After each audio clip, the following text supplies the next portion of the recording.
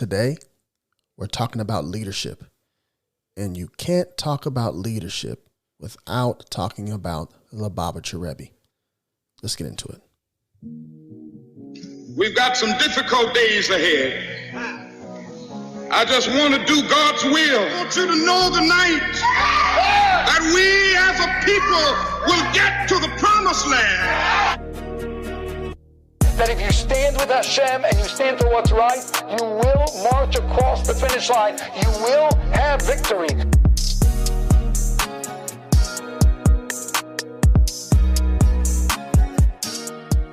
Welcome, ladies and gentlemen, to another episode of Kosher and Black. I am your host, Yirmiyahu.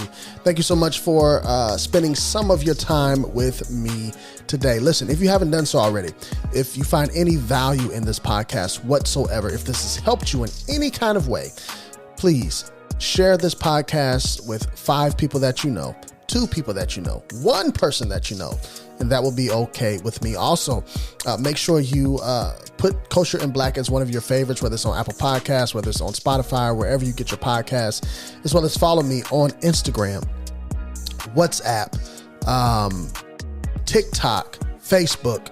Just search Kosher and Black or click any one of the links in the podcast show notes. Listen, ladies and gentlemen, we're going to get right into this episode.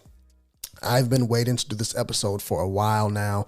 The Lubavitcher Rebbe is definitely a very inspirational figure, not just in the Jewish circles, but in America as a whole.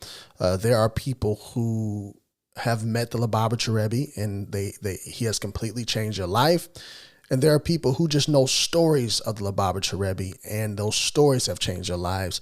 And there are people who have prayed at his gravesite, and their life has been forever changed. So in so many different ways, whether living or whether his soul continues to get an aliyah, the Lubavitcher Rebbe, and through his leadership, through his kindness, has impacted lives for decades and decades, and he will continue to do so for more decades to come. But I just wanted to do an episode. I want to take a look at the Lubavitcher Rebbe, his personality per se, and his approach to the world, and use that to shape the way that we lead. Now, you may be listening to this and saying, listen, I'm not a leader. I just work a regular 9 to 5.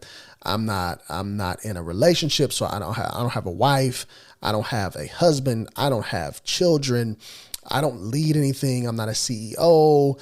I'm not a lead at my job. I'm not an entrepreneur. I'm not a rabbi. I'm not a teacher. I'm not any of these things. Well, listen, you don't have to have a position of power in order to lead. Because if you know it or not, no matter who you are, someone's looking at you. Unfortunately, someone has made you their standard. Whether you like that or not, it is true. You may think it's silly. You may think you're looking at yourself and like, me, somebody's standard? Yes, there's someone off looking at you, seeing what you're doing. Not to see if you have failed or whatever, but they probably admire you and see you as a good person, and they want to make a better life for themselves. Whether they're maybe they want to try to become more religious, and they're looking to you to do that. Very quietly. Maybe they see how you mother your children, how you father your children. Maybe they see how you run your household. Maybe they see how you daven or how you study. It can be a myriad of different things that people look at you from afar and say, wow, I wish I could do that thing better. And they create a standard out of you for themselves. So you don't have to be in a position of power to be a leader. Everyone's a leader. I know at my job, they say every day is an interview, meaning that when you walk out, when you walk into out on that floor, when you walk into the office space, how you talk, how you carry yourself, how you dress, how you interact with others informs them about the person that you are and the person that they potentially may want to work with or not work with, depending on how you handle different situations. But today we're talking about the Lubavitcher Rebbe. So before we even talk about leadership, we have to unlearn a few things, all right? Because most of what we call leadership today, and I'll be honest with you, It's really just visibility plus authority. I'll say that again. Leadership today is really just visibility plus authority. Who has the biggest platform? Who controls the budget? Who makes the rules? But Judaism has never defined leadership that way. In Torah, leadership is not about position. It's about burden. Think about Moshe. Think about Aaron. Think about David Amelech. Think about Shlomo Amelech. Think about Abraham, Isaac, Jacob. In our previous parshas through the week, even the parshas we're on now, think about Yosef and how he feels, the burden he feels. So it's not about authority. It's not about position. It's about burden. And the Lubavitcher Rebbe understood this deeply. Excuse me. He lived in a generation, remember, he's rebuilding after trauma, after the Holocaust, after displacement, after the collapse of trust in institutions. And instead of saying, follow me, he quietly molded what responsibility looks like. This is the framework for this episode. Not charisma, not popularity, but responsibility. So I'll ask you this question. How much influence do you have when you can't force compliance? I'll ask again. How much influence do you have when you can't force compliance? The Rebbe had no police force, no political army, no political power. And yet people rearrange their entire lives because of a conversation, a letter, a blessing. Why? Because the Rebbe didn't rule people. He called something out of them. There's a huge difference. Power says, do this or else. But leadership says, you are capable of more. The Rebbe trusted people before they trusted themselves. And this reminds me of a story. I don't know if you guys have ever heard of Cheryl Chisholm. So Cheryl Chisholm, she is the first Black woman to be elected as a United States Senator. She is from the inner city of New York, particularly Brooklyn. She lived very close to the Lubavitch World Headquarters. And when she was elected to Congress, they appointed her over, what was it? They appointed her over, let me see here, my notes together, the House Agriculture Committee, the House Agriculture Committee. Now, this is a woman who born, raised, and represents Brooklyn, New York. And they placed her over the House Agriculture Committee. Why? Because I believe, as the first Black woman voted into Congress, they wanted to try to limit her power. They wanted to try to limit her power and her influence. And this saddened Congresswoman Chisholm to the point where she admittedly was frustrated, stressed. Like, how can I be on this committee and help the people of Brooklyn? She famously said, and got a lot of flack for, saying that she wanted to help inner city families, not cows. And you can imagine the backlash from the rural community on that. But like I said, Chisholm lived near the Lubavitch World Headquarters. She was familiar with the Lubavitcher Rebbe. She had a relationship with the Lubavitcher Rebbe. She was advised by him on different things. And this situation was not any different. So true leadership, again, is able to tell people that you're capable of more, allowing them to see that you're capable of more, to trust people before they trust themselves. So instead of seeing a problem, because of the Rebbe's leadership, he was quickly able to see a solution. So what did he advise Congresswoman Chisholm to do? It's almost like, again, Yosef and Paro, the advisor, the great advisor, right? So the Rebbe advised her that her assignment was a blessing from God and an opportunity. He noted that the country had a food surplus and many hungry people, encouraging her to use her position to feed the hungry people. Inspired by this advice, Chisholm partnered with Senator Bob Dole. If you're an 80s baby, you're raised in the 90s, or if you were old enough in the 90s, you definitely know the name Bob Dole, who represented Kansas and was aware of the farmer surplus produce issues. So the farmers were producing more food than people could eat. Imagine that.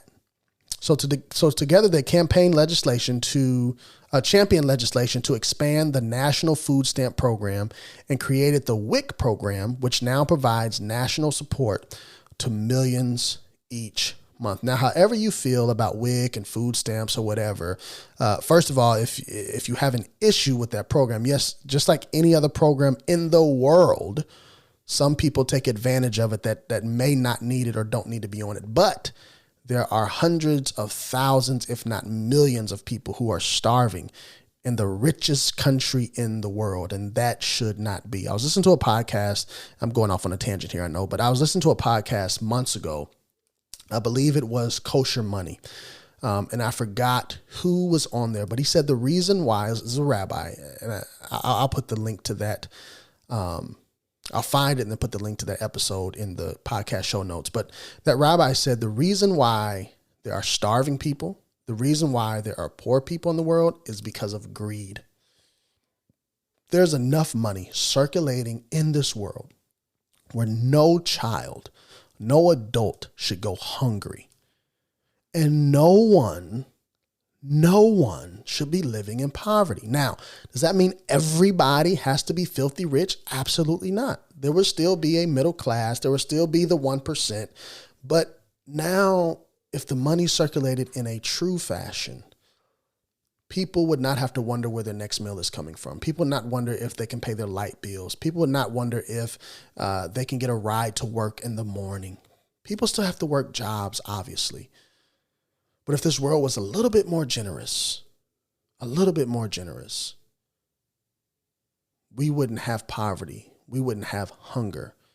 But the Lubavitcher Rebbe saw the solution to a complex problem.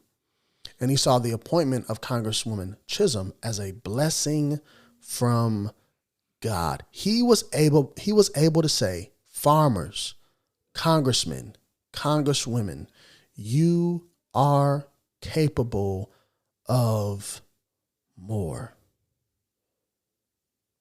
In real life, this shows up everywhere.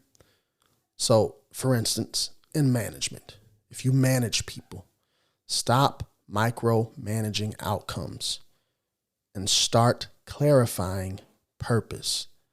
The only reason people micromanage is because you don't trust the people that you work with. You don't trust them to get the job done in the way that you want it done, in the manner you want it done, in the time frame you want it done. If you manage people, you have to trust people. If you can't do that, maybe it's time for you to look for a job that allows you to be an individual contributor and share your skills some different way. In parenting, stop controlling behavior and start building interdiscipline. I had to learn this with all three of my girls. You have to mold their behavior, or you have to be aware of your child. And when they're quote unquote acting out or whatever it may be, and you have to recognize that this behavior, this energy can be put somewhere that's productive, right? Or it can be put into an interdiscipline, whether that's art, whether that's reading, whether that's dance, whatever it is. We just have to be aware of our children and not just control their behavior, but understand the situation, pay more attention to them, and see like, man, you have a lot of energy. Maybe you need to be on a soccer field. You always say that you're bored and you're curious about the world. Maybe I'll put an encyclopedia in your hand or some books, and you can fade away into the fantasy of these books, right? Or maybe you just jump around the house a lot and you're very annoying. So maybe we just put you in some dance classes, right? And community leadership, right? Stop issuing statements and start building people. You can say a lot of stuff, and you can say a lot of fancy words, and you can be a great orator. But if you're not building people as a community leader, then what are you doing? What are you doing? So if people only listen to you when you're watching, you don't have influence. You have surveillance. I'll say it again. If people only listen to you when you're watching, that's not influence. It's surveillance. One of the most documented things about the Rebbe was his ability to see the individual. And I don't mean spiritually in some abstract sense. I mean practically.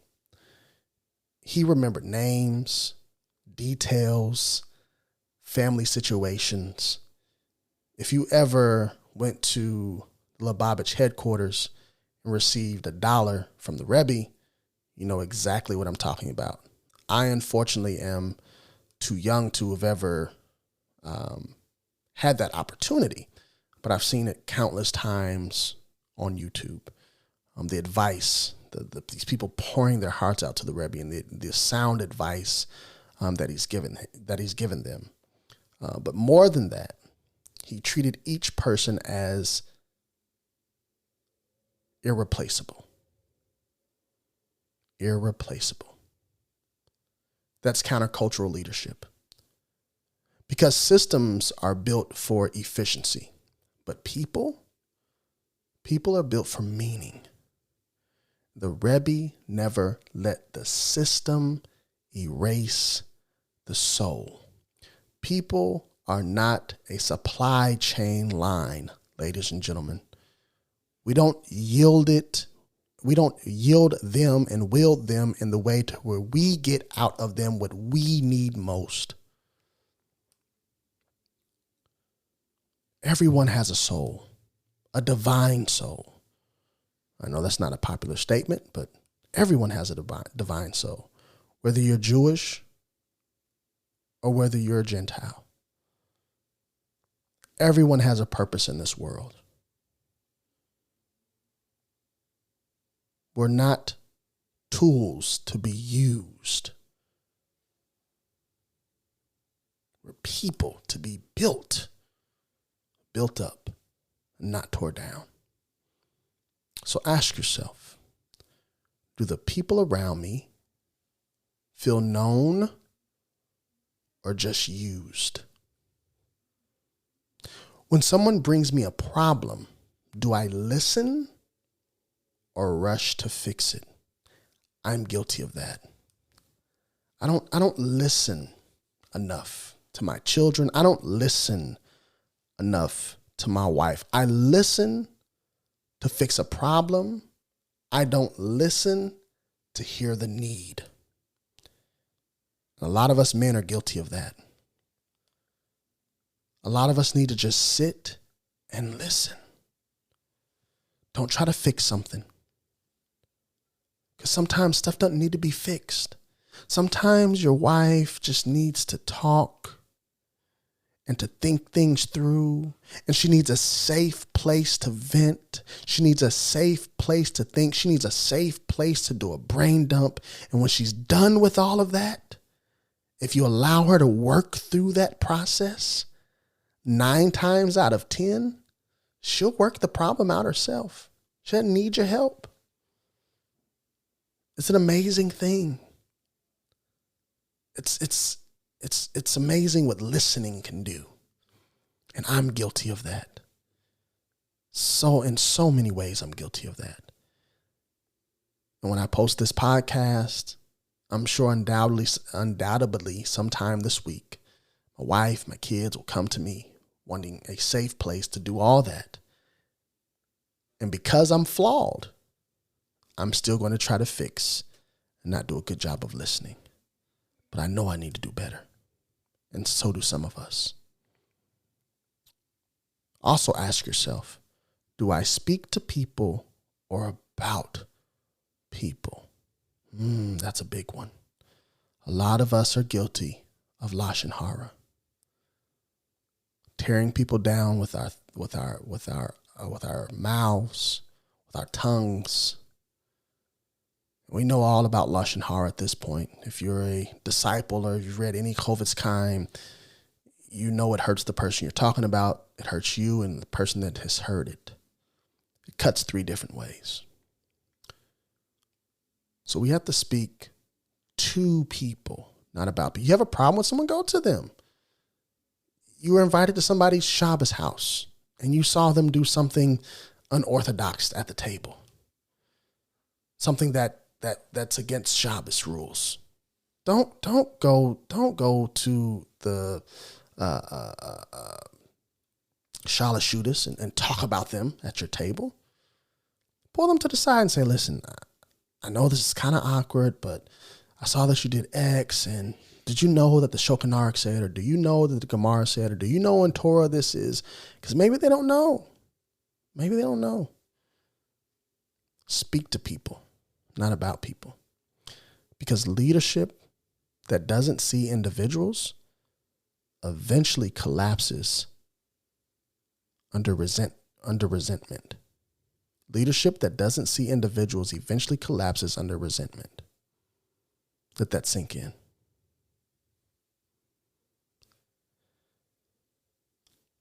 Beyond all of that, the Rebbe had absolute certainty in his mission.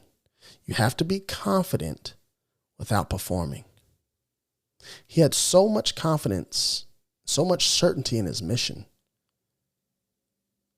He didn't need to prove anything. And that's rare. So much in this world is about people proving something, right? We just went through and we are still in a very polarized political environment in the United States of America. And we have in 2023, we had, or 2024, I'm sorry. We had 2 individuals running for president.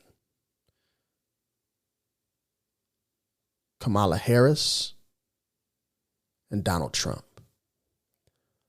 Both of these individuals, in my opinion, were not running for the betterment of our country, not running to improve the lives of every American, not running to make sure that America is safe, that the economy is better, all these things that a president is responsible for.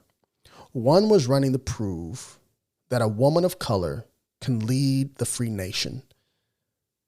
And the other one was running to prove that he's not the guy that his enemies say he is, and he's going to do everything in his power to prove them wrong, and at the same time, use his political power to go after them, just like the president previous to him, Joe Biden, did. Because Joe Biden had to prove that he's not just cool Joe. He's not just a good vice president, but he can be a good leader of the free world. Then he had to prove that he's stronger than Donald Trump by using the justice system to go after him. And now Donald Trump is doing the same exact thing to his enemies, his political rivals. It's a dog and pony show in Washington, D.C., with a bunch of grown people with insecurity and issues, trying to prove something to somebody each and every day they wake up. And it's quite sad to see that there's no leadership in this country anymore.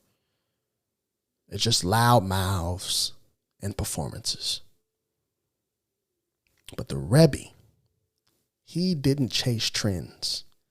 He didn't soften truth to stay relevant. He didn't inflate himself to command respect. He was anchored. And anchored leaders don't drift with public opinion. When you're anchored to something, you don't need to prove anything. When your guiding light is so clear, you don't need the approval of anybody. When I know that I'm on the right path, and that right path being Torah, because Torah is emet, it is the only truth. And when I'm walking in that truth, not my truth, not CNN's truth, not Fox News truth, not Donald Trump's truth, not Kamala Harris's truth, not MAGA truth, not Democrat truth, but Torah truth. When I'm walking in that, when I'm anchored in that, I don't need approval from anyone because I know that I'm right with the God of Abraham, Yitzchak, and Yaakov, and that's all that matters. Yes, you will be seen as weird. Yes, you will be seen as antiquated. But you know what? You will also be seen by Hashem. The Navi, Yeshayahu, says that Hashem is far from us because of our iniquities. Because we walk in iniquity, he can't be close to us. He can't even gaze upon us because of our iniquities.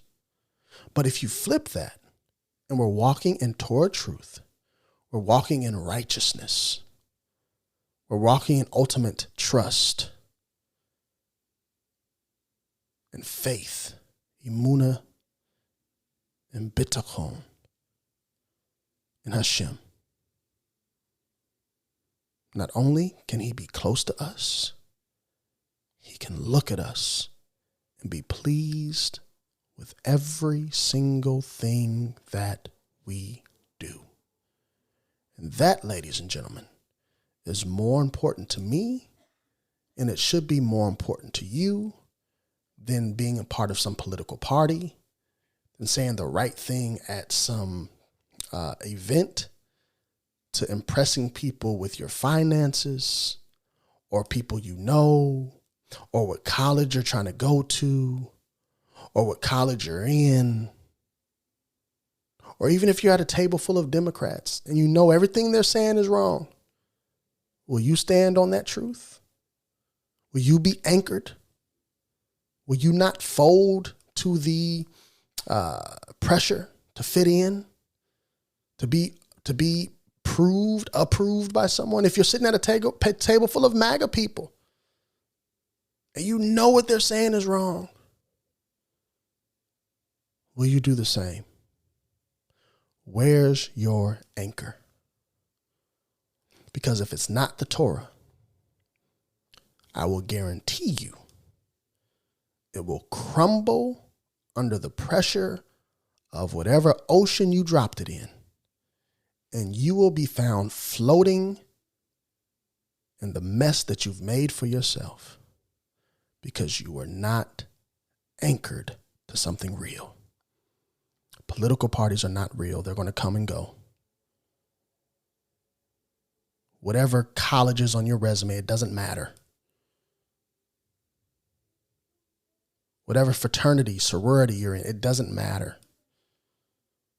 Whatever head of this or board of that you're on, it doesn't matter. You have to have confidence without performance. That only comes when we're anchored to the Torah Hashem gave us through Moshe.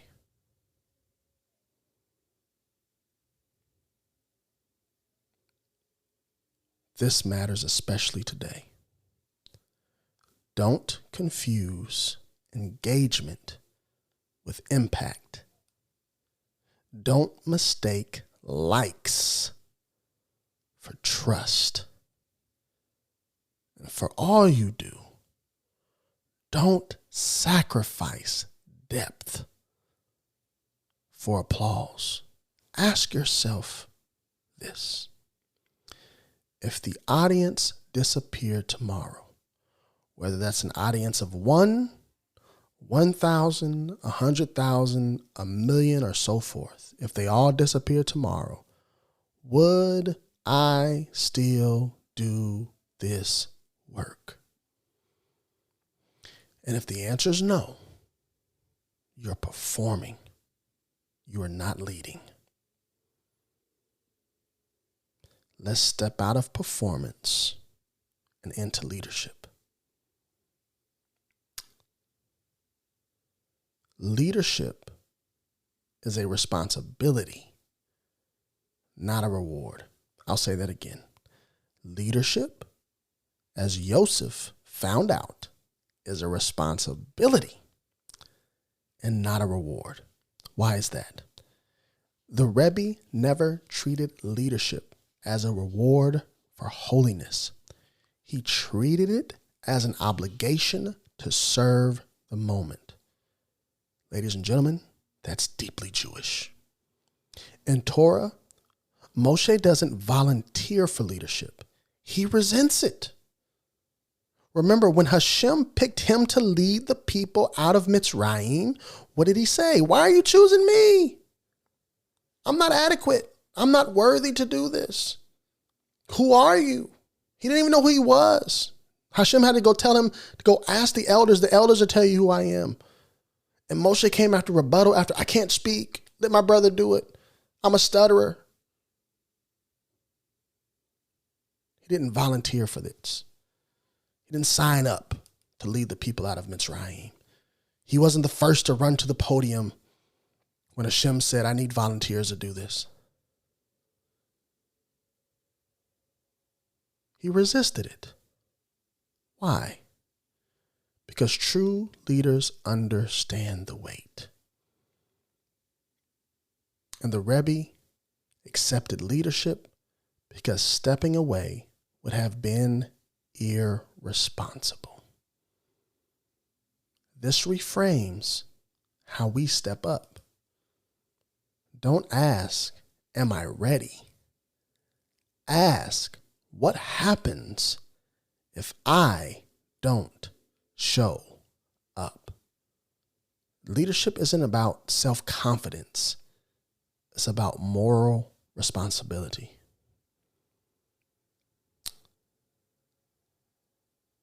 A couple more points, then I'm out of here. So we have to have empowerment over dependence.